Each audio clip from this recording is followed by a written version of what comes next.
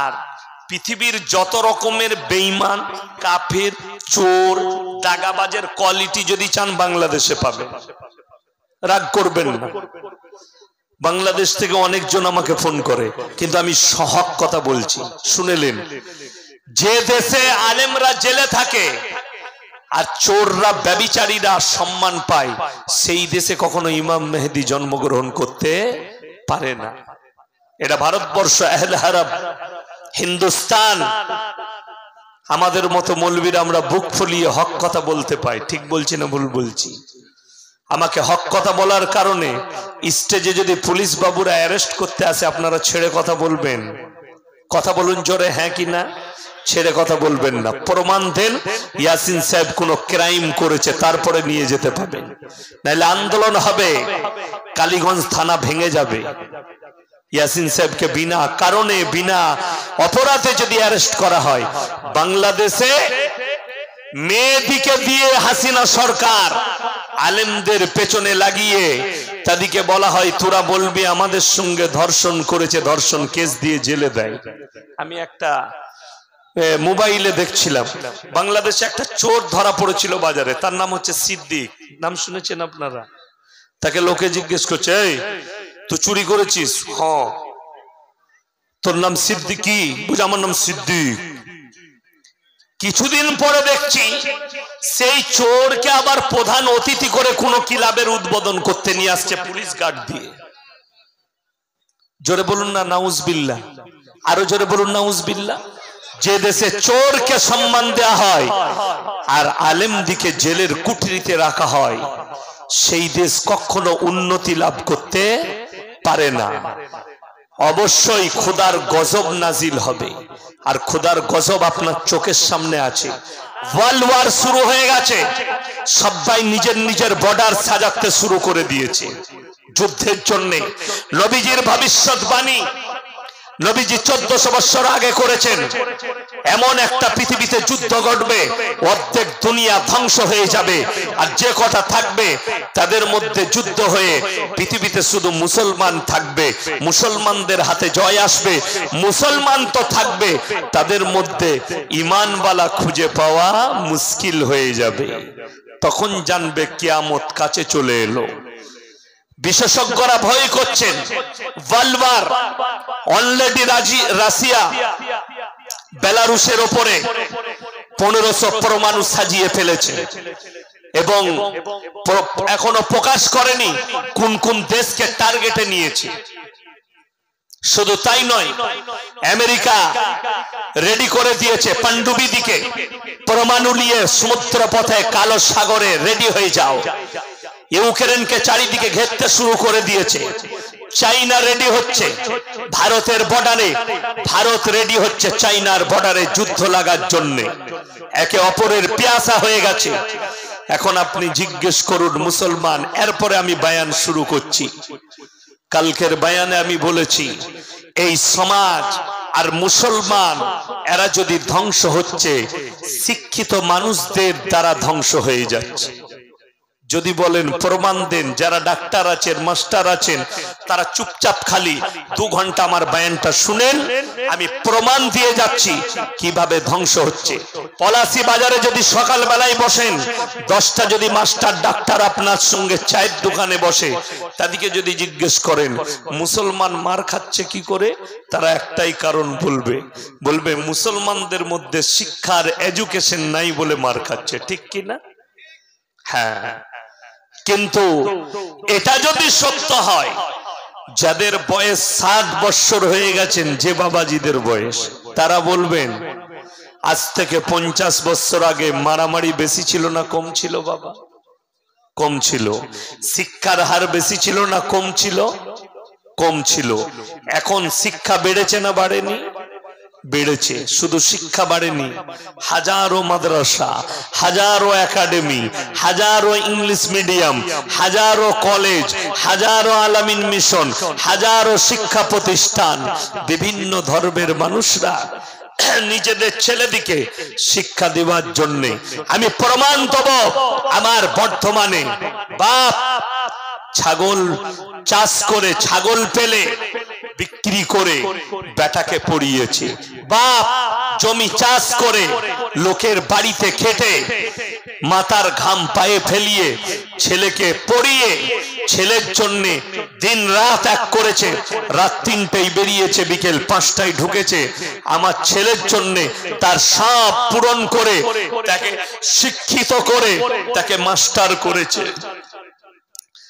সেই বেটার বিয়ের পরে বলছে বাপ আমার জন্য জীবনে কিচ্ছু করেনি। সেই বাপের আশ্রয় হলো বৃদ্ধাশ্রমে। যদি প্রমাণ চান কলকাতা চলুন, সকালবেলায় আমার গাড়িতে চেপে 100টা প্রমাণ দেব। বৃদ্ধ আর বৃদ্ধাশ্রমে ডাক্তারের মা, মাস্টারের মা, প্রফেসরের মা, IPS এর মা, জজের মা, উকিলের মা নিজেদের মা বাবাকে বৃদ্ধ আর বৃদ্ধাশ্রমে রেখে এসছে। 100টা প্রমাণ দেব যদি নিতে চান। বড় কষ্ট লাগে, আপনি বলছেন শিক্ষা পেলে, এডুকেশন পেলে সে মানুষ হবে। আর আমার হাবিব সাল্লাল্লাহু আলাইহি সাল্লাম আল্লাহর নবী, তিনি বললেন শোনো তোমরা তোমাদের মধ্যে আদর্শ নিয়ে এসো। নবীজি এলেন আদর্শ, দ্বীন, চরিত্র, আখলাক, শিক্ষা সব নিয়ে এলেন, শিক্ষা আনলেন। যদি কেউ বলেন আজকে যে সমস্ত নেমখান আমরা বলছেন আমেরিকার কাছে নাসা আছে, তাদের কাছে টেকনোলজি, তাদের কাছে বৈজ্ঞানিক, তাদের কাছে প্রযুক্তি, আমাদের মুসলমানদের মৌলবীরা বললে নামাজ পড়, রোজা রাখ, আর বউদিকে পর্দায় রাখ, বিটি দিকে পর্দায় রাখ, এরা কিছুই জানেন। আপনারা সকলে শুনেছেন, দেখবেন এটা শিক্ষিত লোকরা বলে থাকে বেশিরভাগ। আল্লাহর নবী বলেছেন তোমরা শিক্ষার জন্য চীন দেশে পাড়ি দাও। শুনেননি হাদিসটা? এখানে এতগুলো মৌলবি আছে, ডেকে নিয়ে আসুন। হাদিসটা বুখারীতে আছে, তিরমিজিতে আছে, আবু দাউদে আছে, ইবনে মাজায় আছে, নাসাই শরীফে আছে। কোন হাদিসের কিতাবে কত নম্বর চ্যাপ্টারে আছে হাদিসটার ইবারত সহ আমার মোবাইলে হোয়াটসঅ্যাপে যদি কেউ পাঠান তার শুকর আদায় করব, তার জন্য প্রচার করব যে আমি আমার জীবনে খুঁজে পাইনি, একজন ভাই খুঁজে দিয়েছে। এটা হাদিসই নয়, নবীজির উপরে তহমত শিক্ষিত লোকদের, তারা চক্রান্ত করেছে ইসলামকে মিটিয়ে দাও, এদের ঈমানকে ধ্বংস করে দাও। আমি প্রমাণ দিচ্ছি কিভাবে ঈমানকে মুসলমানদের ধ্বংস করা হচ্ছে, মুসলমানরা টের পায় না।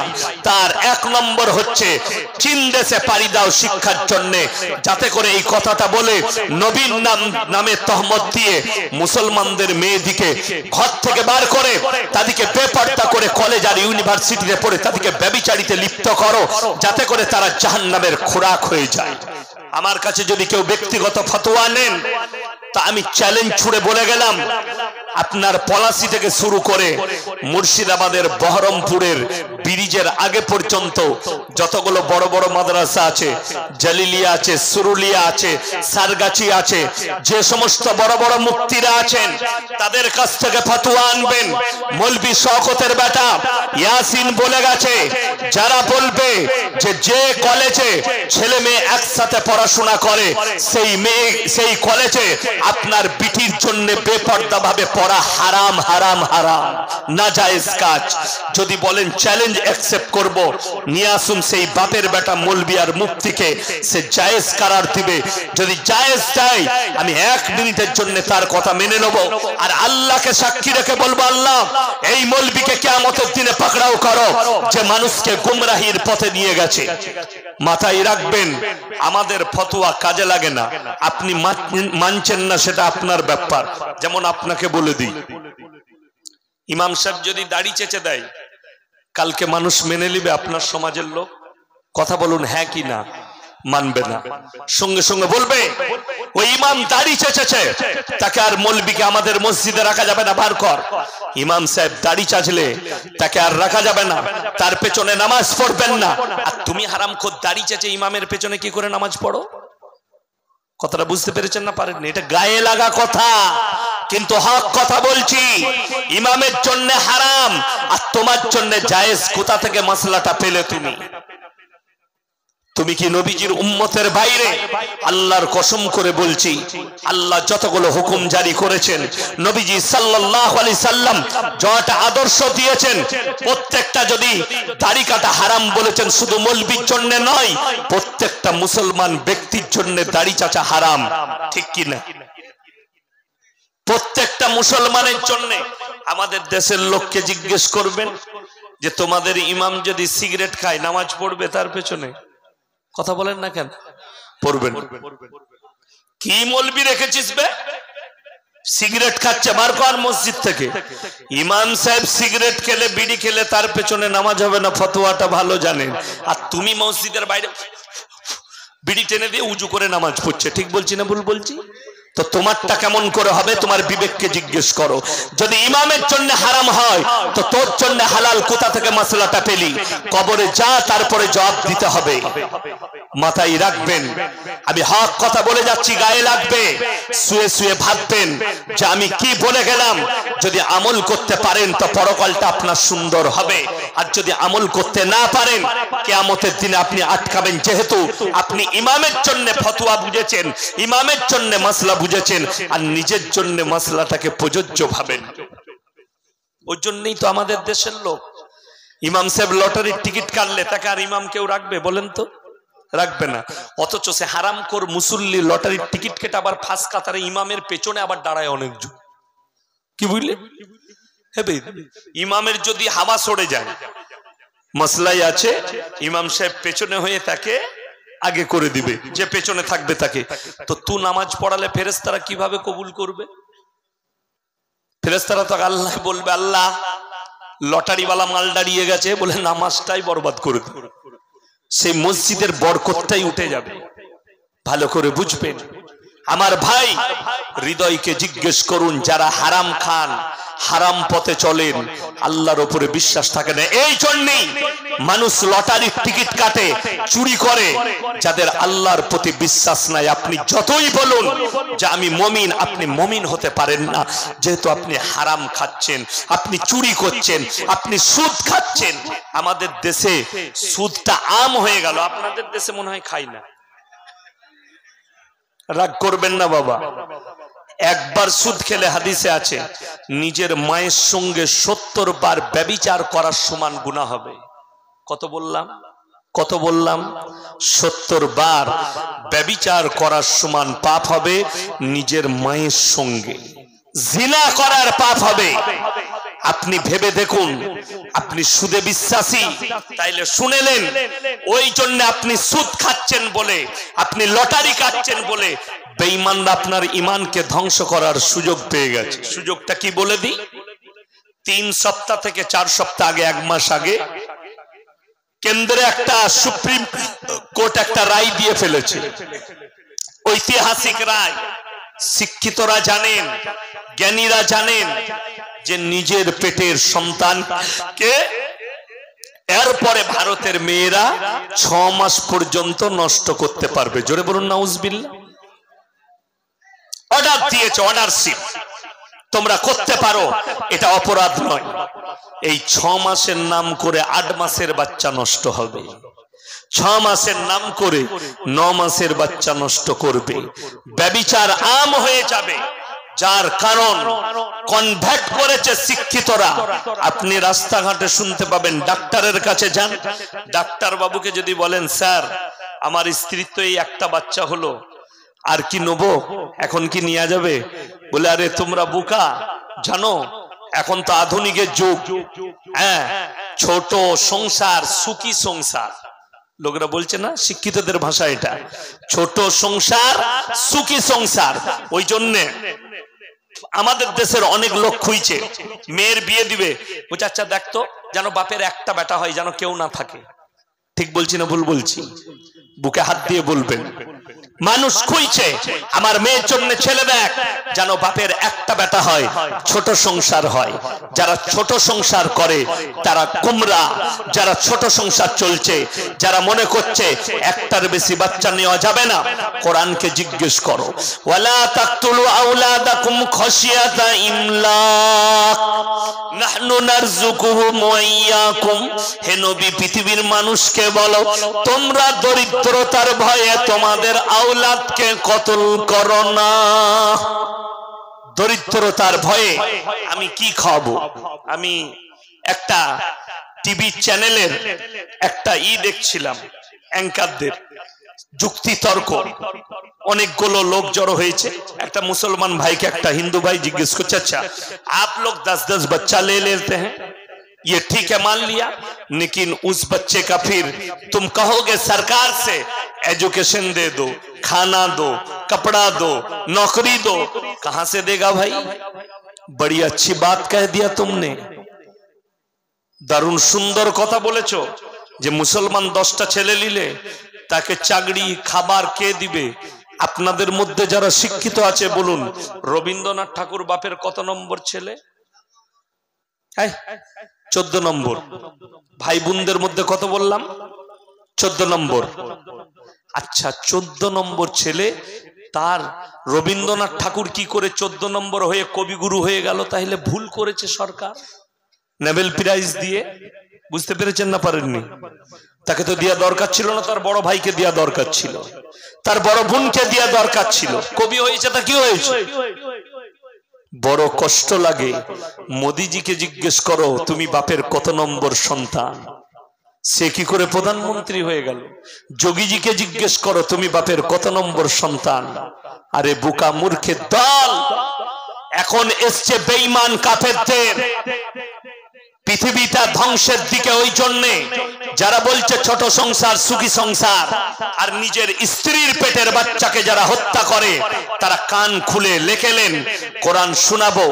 কোরআনে তাফসীর আর ব্যাখ্যার মধ্যে আছে, হাদিসে, পৃথিবীতে শিরকের পরে যদি সবথেকে বড় আল্লাহর কাছে কোনো বড় পাপ হয়, সেটা হচ্ছে নিজের সন্তান, কোকের সন্তানকে ভ্রূণ হত্যা করা, পেটের সন্তান হত্যা করা।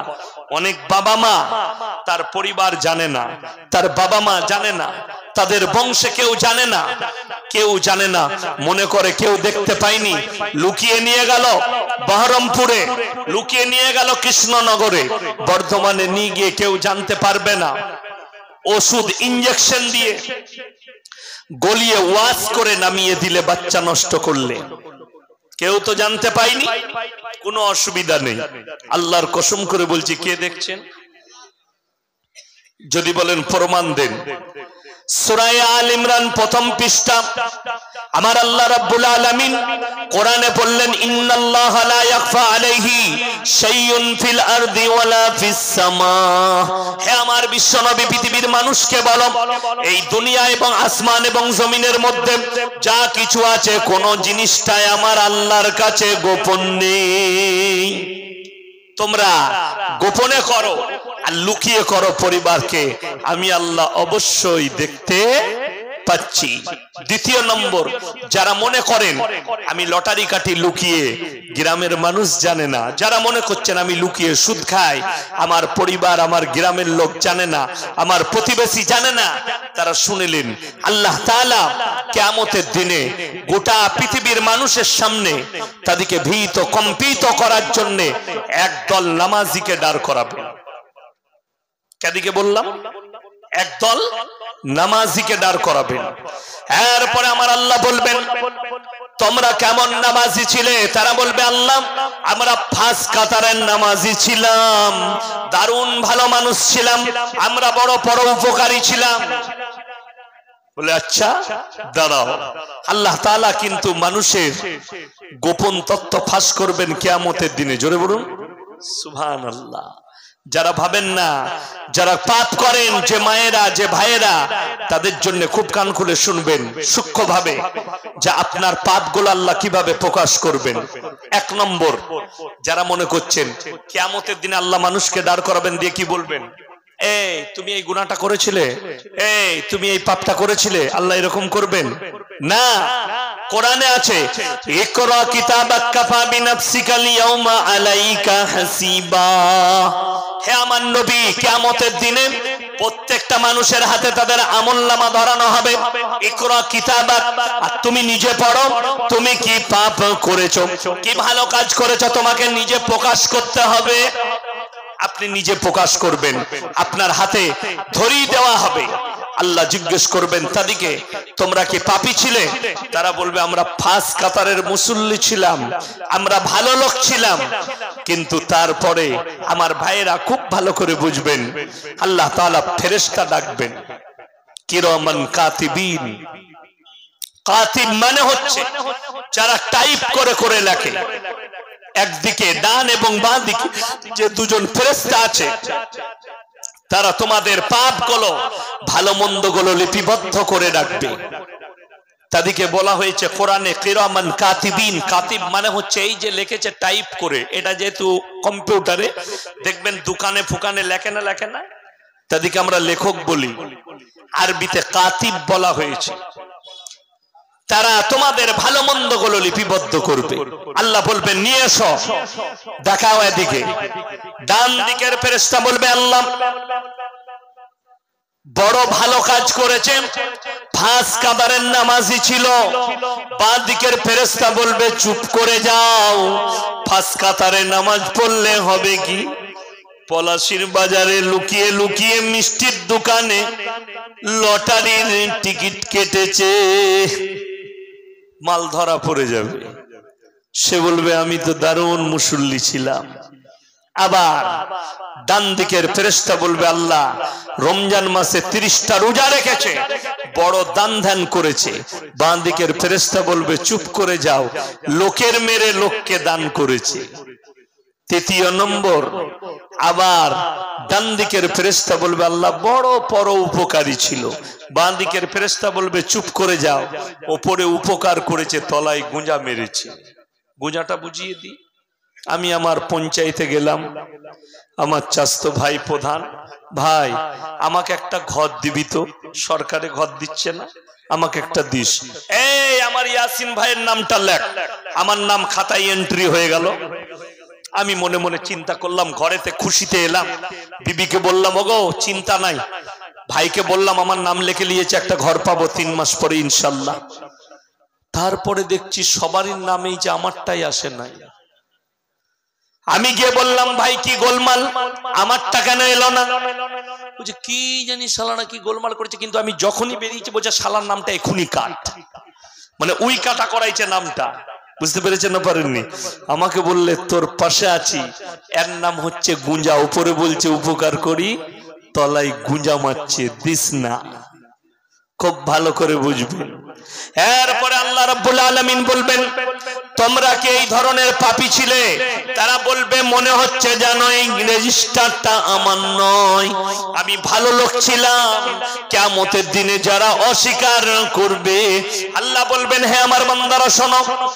এরপরে আমার কাছে আছে লাস্ট পজিশন, আল্লাহ যেটা ব্যবহার করবেন যখন মানুষ অস্বীকার করে বসবে নিজের পাপের, আল্লাহ তখন লাশ অস্ত্র ব্যবহার করবেন।